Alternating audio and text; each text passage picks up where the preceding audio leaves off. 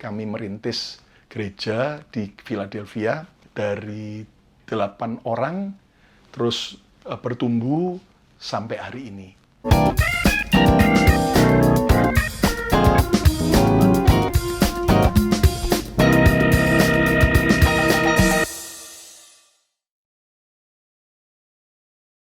Saya lahir di Surabaya, saya terlahir dari keluarga Kristen, dan pada waktu kecil kami memang sudah aktif di gereja, tetapi pernikahan orang tua saya tidak bahagia.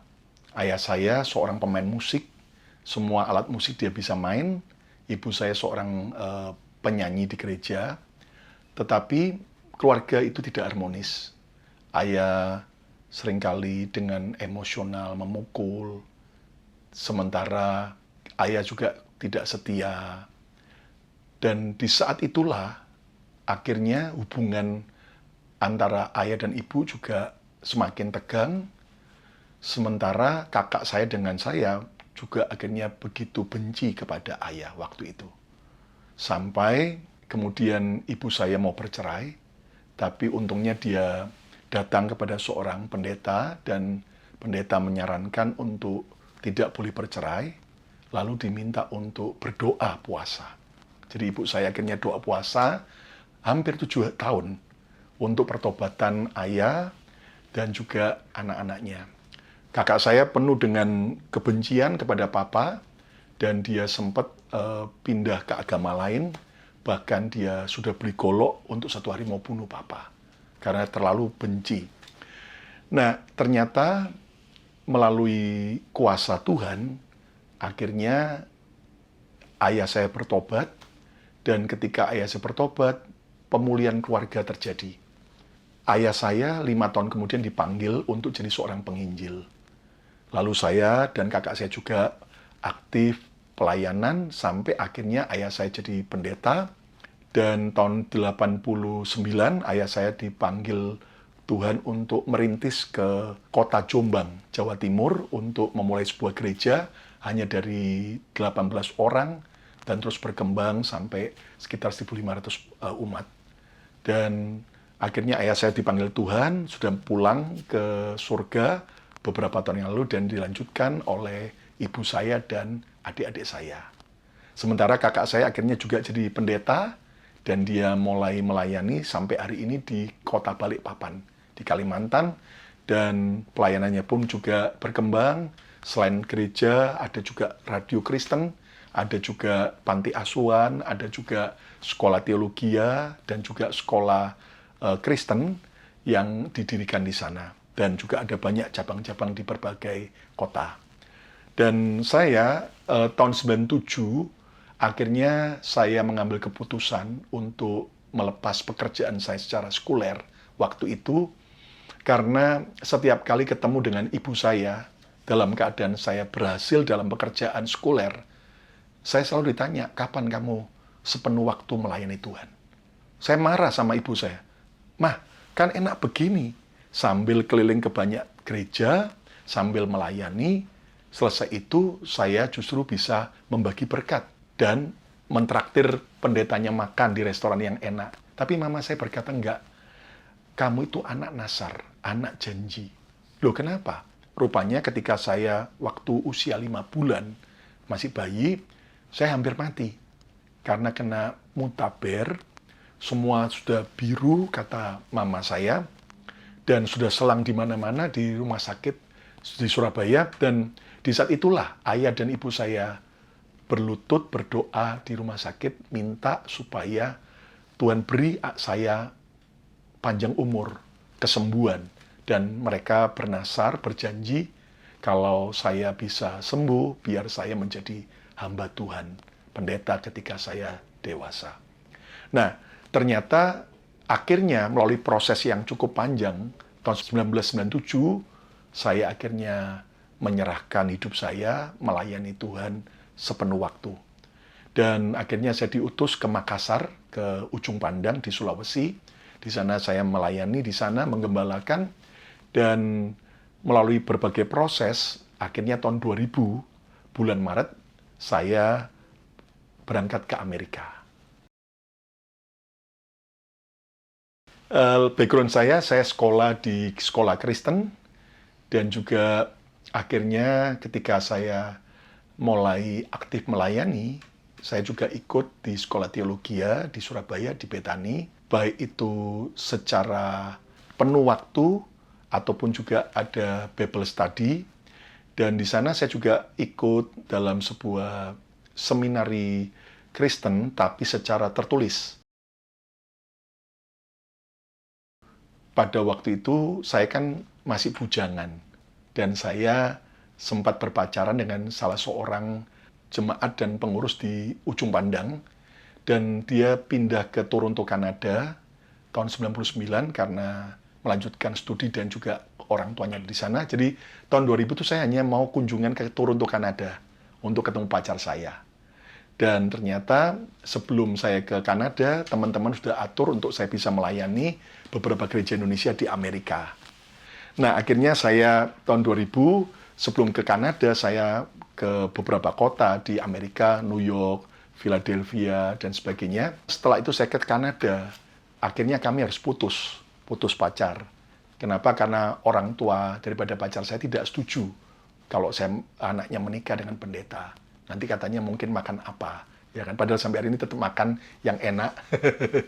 Nah, lalu saya langsung mau pulang ke Indonesia, tapi nggak bisa karena sudah diatur jadwal pelayanan di Kanada dan juga di Amerika. Nah, pada waktu saya selesai dari Kanada, balik ke Amerika sebelum pulang ke Indonesia, singkatnya di Philadelphia, saya dikenalkan dengan seorang wanita dari Indonesia, dan setelah kami ketemu, ngobrol, berkenalan, lalu kami juga berdoa, orang tua kami juga masing-masing berdoa, dan kami masing-masing dapat peneguhan. Akhirnya kami sepakat, 6 bulan kemudian kami menikah. Tahun 2000, bulan September, tanggal 9, di New York. Dan sejak itulah akhirnya saya melepaskan penggembalaan yang ada di Indonesia. Akhirnya saya melayani di Amerika.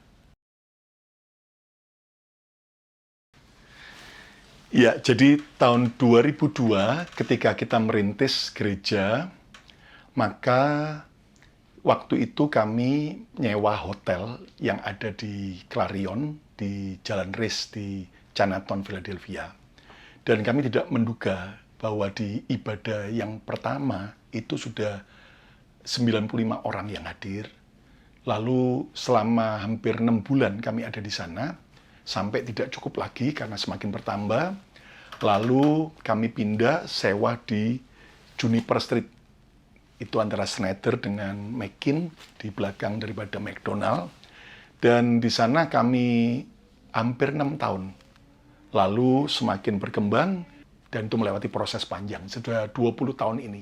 Ya, gereja Bethany Miracle Center yang ada di Philadelphia, lalu kemudian kita juga buka cabang di New York, dan juga di Denver, Colorado. Desember 2006, gedung yang kami sewa itu kebakaran. Nah, di saat kebakaran, karena korsleting, ya kita melewati masa sulit, di mana itu adalah masa yang berat bagi kami, karena gereja kebakar, lalu kemudian Januari 2007, hanya selisih beberapa minggu kemudian, istri saya waktu kehamilan anak yang kedua, sudah usia 4 bulan lebih, keguguran. Dan di saat itulah sebuah ujian apakah kami mau tetap setia melayani Tuhan dan melayani umat. Tapi saya bersyukur bahwa istri saya teguh, dia berkata bahwa apapun terjadi, dia mau tetap mencintai Tuhan, sehingga saya sebagai suami sepakat untuk terus melanjutkan pelayanan. Ketika hari Kamis kebakaran gedung itu, minggunya kami mau ibadah di mana kami bingung, belum tahu. Sementara waktu itu kan Desember, salju dingin, tidak mungkin di taman.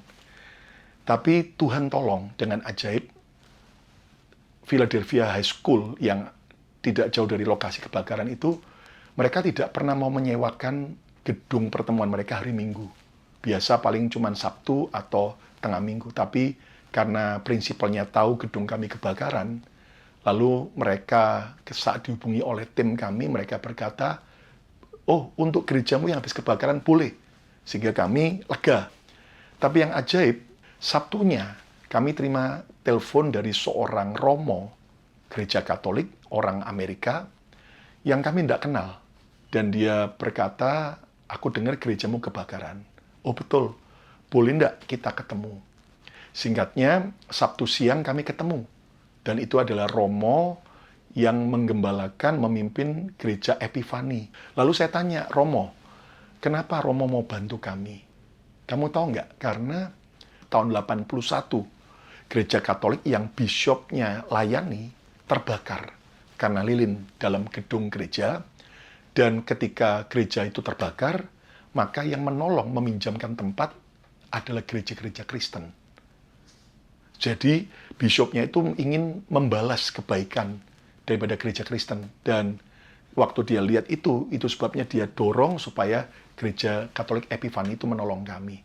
Dan kita bersyukur akhirnya kita kerjasama pinjam tempatnya, sebuah tempat pertemuan hall indoor di Epifani School di Jackson itu, dan di sana kami hampir 2 tahun.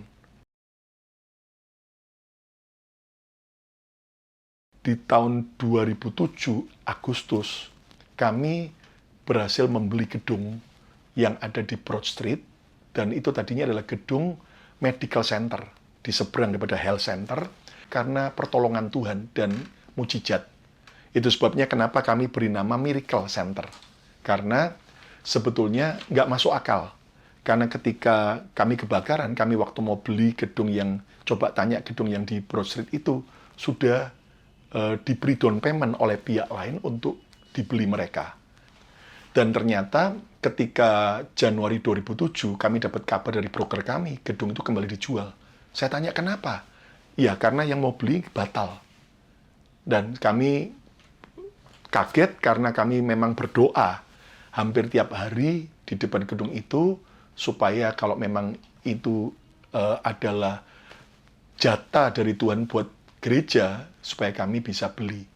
Dan singkatnya, kami akhirnya beli, dan pada waktu kami beli, terjadi krisis ekonomi di Amerika. Tahun 2007-2008, kita ingat banyak perusahaan-perusahaan seperti Lehman Brothers, collapse, dan sebagainya. Dan saya di saat itulah kita harus renovasi dan membengkak biayanya. Secara manusia, wow, ini lagi krisis, malah harus keluar banyak dana. Tapi Tuhan itu ajaib. Akhirnya kami tabungan pribadi, bahkan sampai semua perhiasan istri dan perhiasan saya pakai, sampai cincin perkawinan kami pun kami persembahkan. Dan itu membuat semua jemaat juga gotong royong, sehingga akhirnya 2009 kami bisa resmikan gedung itu. Dari Medical Center kami rubah jadi Miracle Center. Itu sebabnya sejarah namanya Bethany Miracle Center. Karena betul-betul itu keajaiban. Gedung itu cicilan mortgage di bank 30 tahun. Tapi kami terus disiplin selain bayar cicilan tiap bulan, tapi ketika ada berkat lebih, kami menambahkan cicilan itu tiap bulan, sehingga akhirnya bersyukur tidak sampai 7 tahun kami sudah debt free, sudah bebas utang.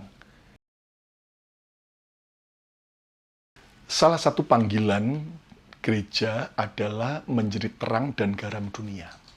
Bukan terang di dalam rumah, bukan garam di dalam dapur. Artinya, kita harus bisa membawa Kristus itu sampai keluar gedung gereja. Pelayanan di Amerika itu beda dengan di Indonesia. Di Indonesia itu pendeta cuman yang penting siapin khotbah. Selesai. Tapi kalau di Amerika, gereja itu ibarat seperti komunitas yang harus siap menolong dalam berbagai area. Jadi akhirnya kami menolong di area imigrasi juga, tapi tentunya ada garis batas di mana kami menerapkan dari awal.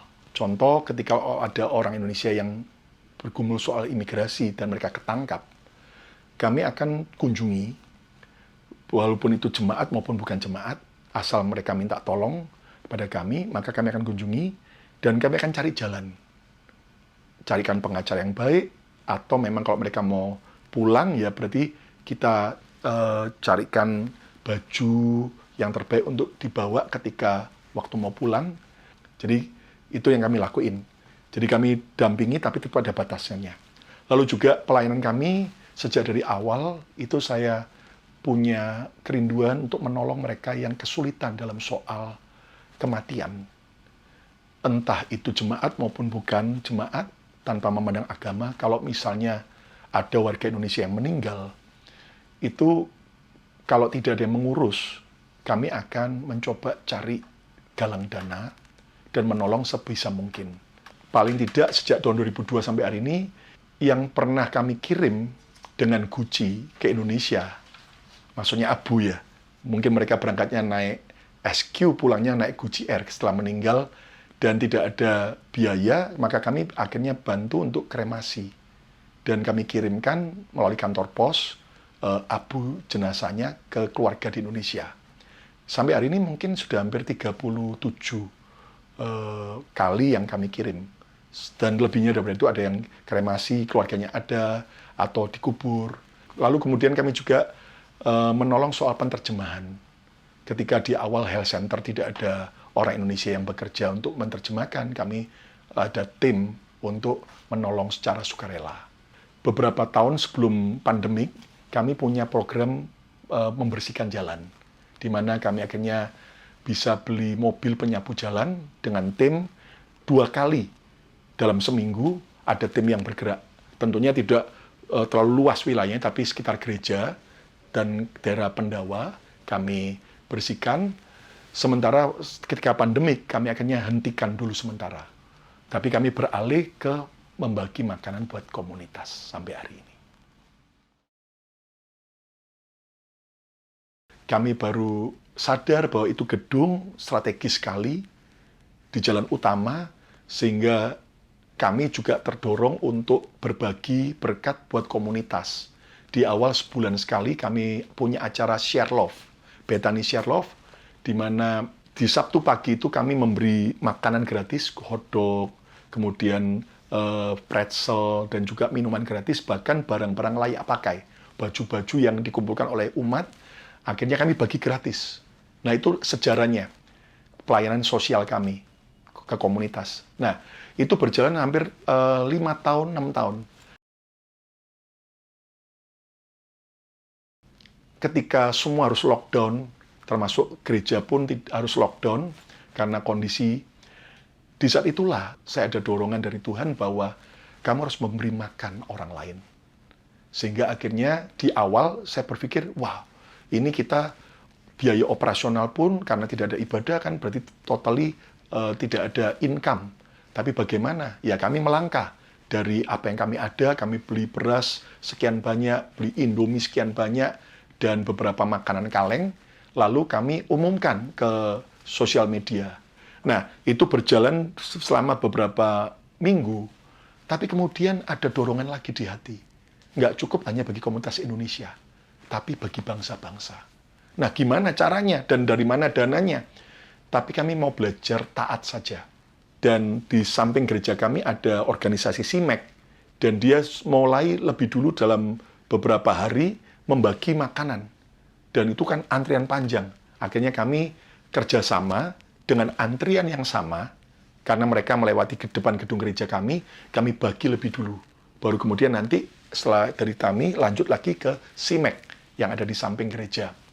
Nah, ternyata Tuhan buka jalan.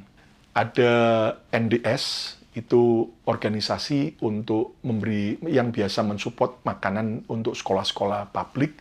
Mereka akhirnya mau kerjasama dengan kami untuk bagi komunitas. Di saat sebelum pandemik, kami itu sudah punya kerinduan berbagi makanan bagi komunitas, tapi selalu tidak ada yang merespon.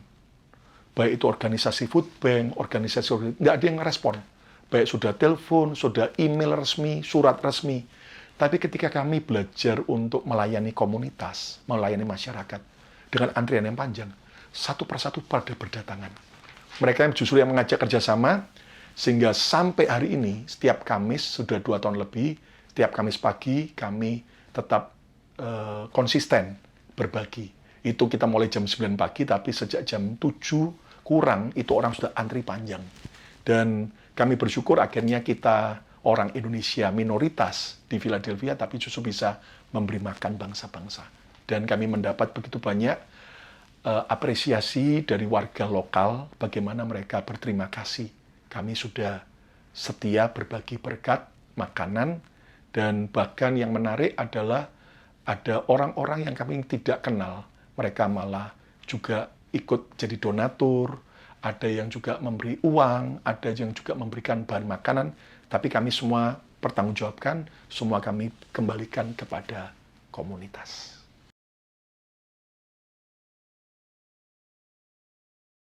Dari akronim nama Bethany, B-Tani, kami buat singkatannya.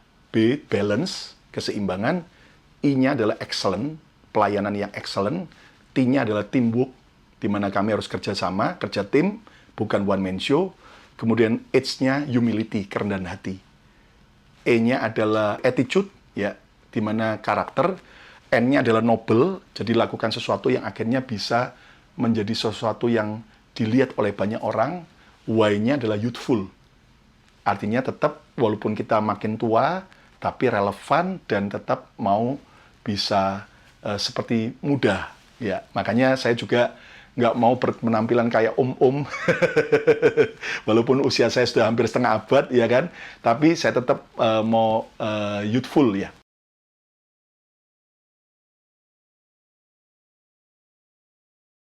Kita tahu bahwa Tuhan cinta semua kalangan.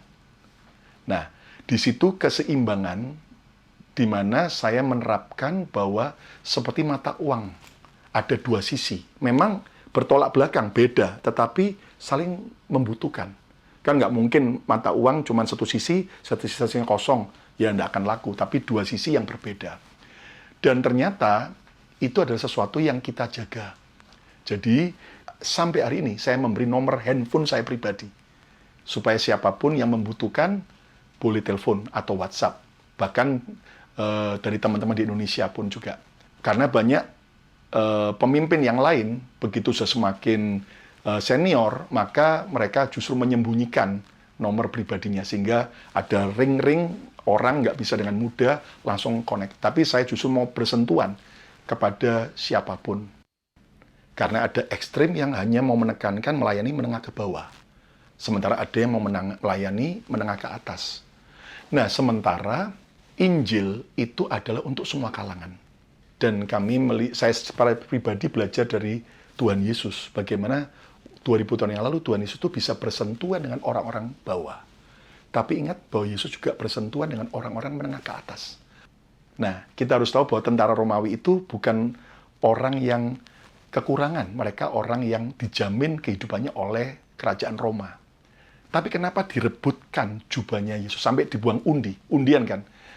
Karena sebetulnya itu adalah disebut di Alkitab jubah yang tidak berjahit. Artinya berarti jubah yang ditenun, bukan disambung. Dan itu adalah sejarahnya kita pelajari, itu adalah jubah yang mahal. Makanya diperebutkan. Ya. Jadi bahkan dalam Lukas pasal 8 di Alkitab disebutkan bahwa para wanita-wanita kaya, termasuk istri daripada bendahara Herodes, itu ikut melayani rombongan Yesus. Jadi ada kelompok menengah ke atas yang bersama dengan Yesus, dan Yesus juga pernah di Yeriko makan di rumah Sakius, itu kepala pungut cukai, rumah orang kaya.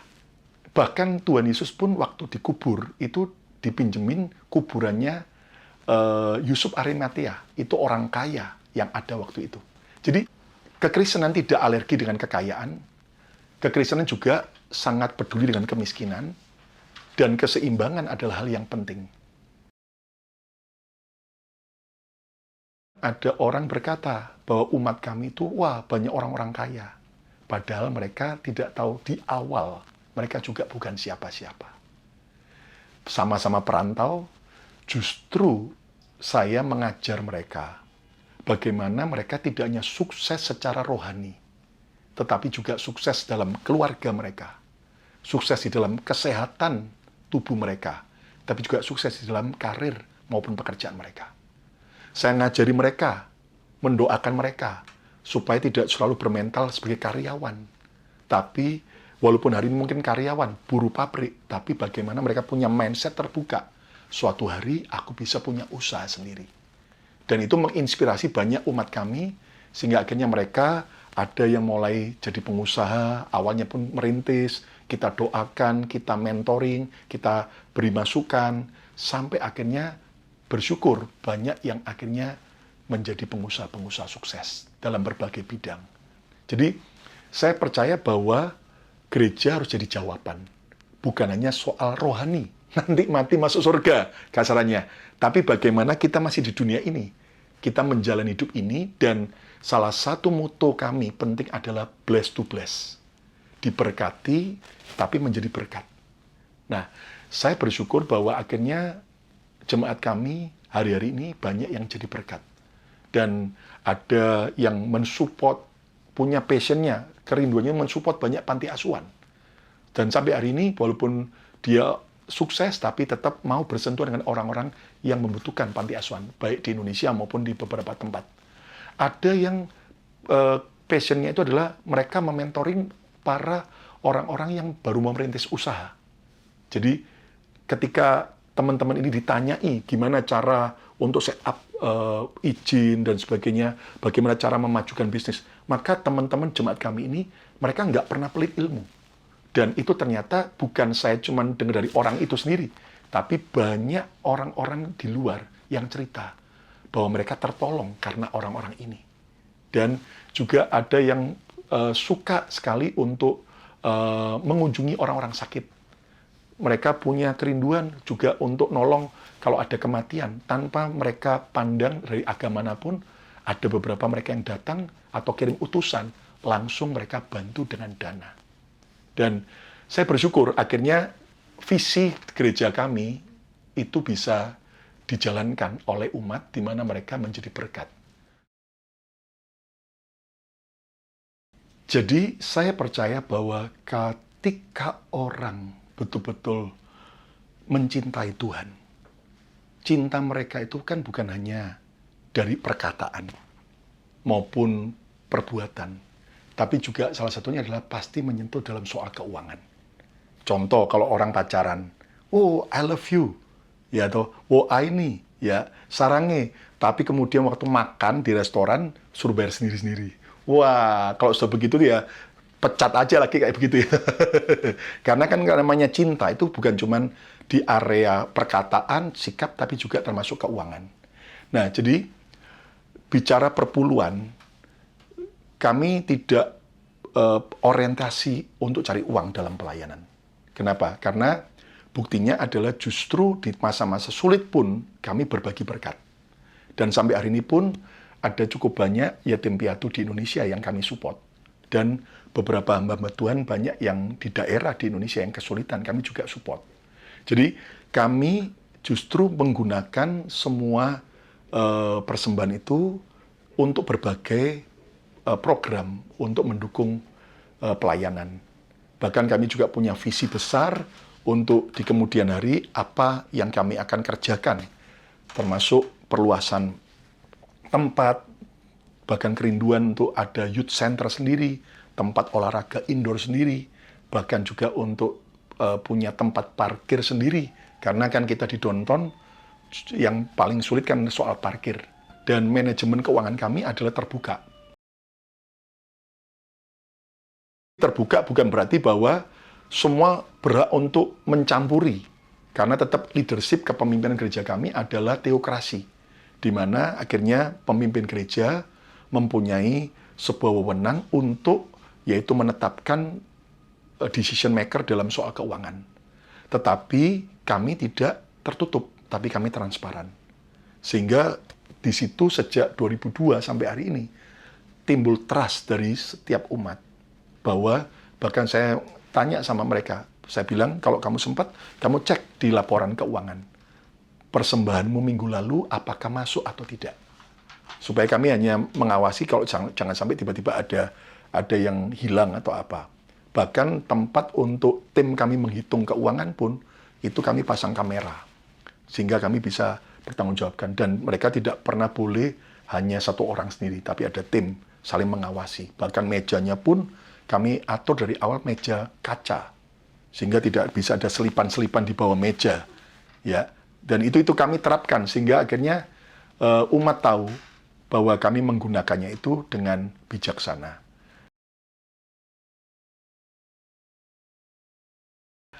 Satu hal yang saya percaya bahwa ada satu kata di Alkitab, lembu yang membajak, jangan diberangus. Artinya, bagi mereka yang memang melayani dengan baik, itu juga ada kesempatan boleh menikmati berkat. Itu sebabnya kenapa saya terapkan kita ada gathering bersama setiap tahun itu beberapa kali makan bersama, dan itu kami cover biayanya untuk tim yang melayani. Bahkan kami juga melakukan perjalanan secara rohani ke Israel, dan itu 2 tahun sekali. Maka itu pun kami juga ada beberapa orang tim yang kami anggap setia, kami beri reward untuk kami berangkatkan juga dengan biaya. Jadi ada timbal balik. Saya dari awal itu terus terang sangat tidak suka dengan image pendeta itu minta-minta uang. Nanti akhirnya berdoa di telinga orang. Doa tapi supaya didengar orang, dan orang itu supaya kasihan. Contoh, aduh saya ini kasihan, Tuhan, saya nggak bisa bayar untuk uang cicilan rumah, supaya Tuhan kirim berkat. Nah, orang lain yang mendengar, kan supaya ditodong kan. Nah, saya dari awal tidak suka begitu. Yang kami lakukan adalah kami justru menginspirasi. Saya sebagai pendeta, pemimpinnya, saya analogikan kalau saya mau narik umat di bawah, di lantai 1, naik ke lantai 2, maka saya harus naik lebih dulu. Bagaimana mungkin saya tidak di atas, lalu saya bisa narik orang dari bawah ke atas. Saya harus naik dulu, baru saya tarik ke atas.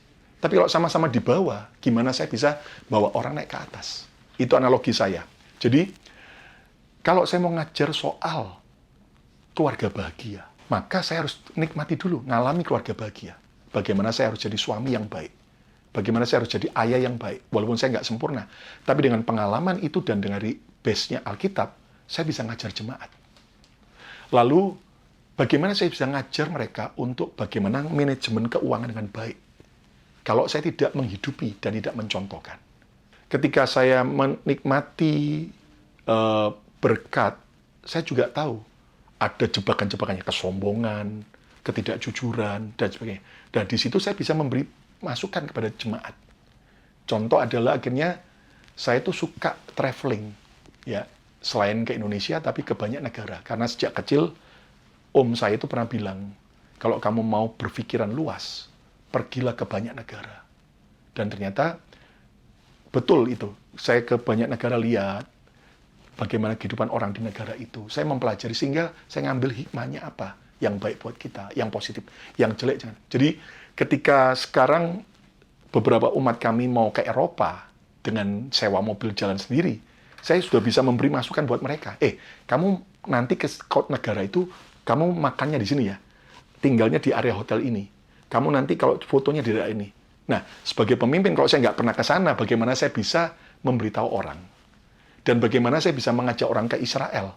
Kalau saya sendiri belum pernah ke Israel. Kasarnya kan begitu kan. Salah satu yang menarik, membuat saya jatuh cinta dengan Israel, bukan politiknya. Saya sekali lagi, sebagai pendeta, saya tidak tertarik dengan politik. Tetapi ternyata, ketika kami lihat di sana, apa yang seringkali diberitakan di dunia internasional itu berbeda.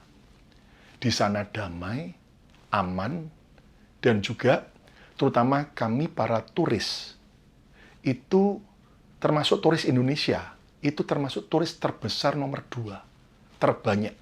Setelah nomor 1 itu adalah Korea Selatan tentunya. Jadi di sana orang-orang lokalnya itu sebagian bisa ngomong Indonesia. Mereka tahu copet, mereka tahu harga, karena terlalu banyak orang Indonesia juga ke sana. Nah, yang menarik ternyata hubungan antara Israel dengan Palestina itu tidak ada sangkut pautnya dengan agama. Karena saya berkali-kali ketemu dan foto bersama dengan tentara Israel yang adalah Arab Muslim. Itu ada banyak tentara Israel yang adalah Arab Muslim. Lalu juga saya sempat ketemu dengan tentara Palestina, tapi Arab Kristen. Mereka dari Bethlehem. Bahkan mereka berkata bahwa Raja Daud itu kan lahirnya di Bethlehem. Mereka berkata Daud itu adalah orang Palestina. Bahkan Tuhan Yesus pun lahirnya di Bethlehem. Mereka berkata bahwa Yesus itu orang Palestina. Nah, jadi sebetulnya tidak ada kaitan masalah agama, tapi hanya masalah politik dan masalah wilayah saja. Jadi itu membuat saya kaget, apalagi ternyata ketika saya bertanya ngobrol dengan beberapa tour guide lokal, baik itu ada yang orang Yahudi, ada kadang-kalanya saya minta tour guide orang Arab Kristen yang mendampingi siara rohani kami, dan di situ mereka menjelaskan bahwa Israel itu suka menolong Palestina, baik memberikan bahan makanan, juga memberikan bantuan uang, maupun juga banyak hal termasuk listrik, teknologi, dan sebagainya. Jadi menarik ketika kita lihat peta Israel, itu ada lingkaran-lingkaran warna lain, dan itu adalah wilayah Palestina. Seperti Bethlehem, Jericho, ada juga beberapa tempat-tempat lain ya. Di Palestina pun, di Jericho, di Bethlehem, mereka juga jual-jual souvenir-souvenir.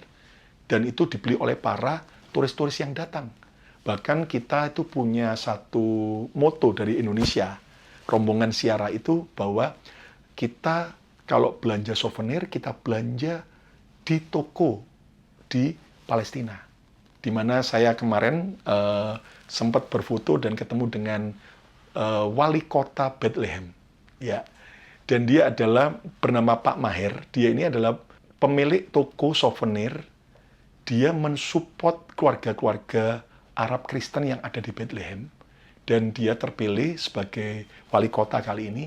Dan dia menolong banyak orang-orang Palestina yang berkesusahan. Dan ternyata ketika malam itu saya diajak makan ke rumah makan lamb chop nih. Tempatnya Maher itu.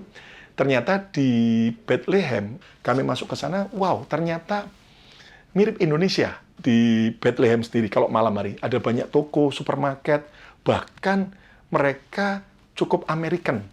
Karena ada beberapa rumah makan itu kiblatnya ke Amerika. Jadi kita mengasihi Palestina, kita juga mengasihi Israel. Jadi kita tetap mendoakan kesejahteraan Yerusalem. Dan sesuai Alkitab, siapa mendoakan kesejahteraan Yerusalem, maka keadaan kita akan sentosa.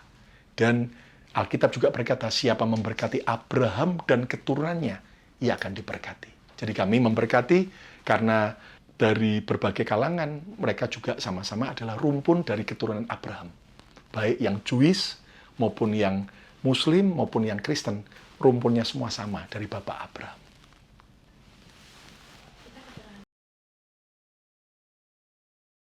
Saya percaya bahwa setiap taburan baik kita itu tidak akan pernah sia-sia. Karena Tuhan itu pasti akan memberi tuaian. Asal kita nabur baik, kita akan nuai. Dan seringkali dari pengalaman, tuaian itu tidak dari orang yang pernah kita tolong. Tapi Tuhan bisa punya 1001 macam cara dari orang-orang yang kita tidak pernah duga, yang akhirnya bisa memberikan sebuah penghiburan buat kita saat kita tetap setia melayani dengan baik.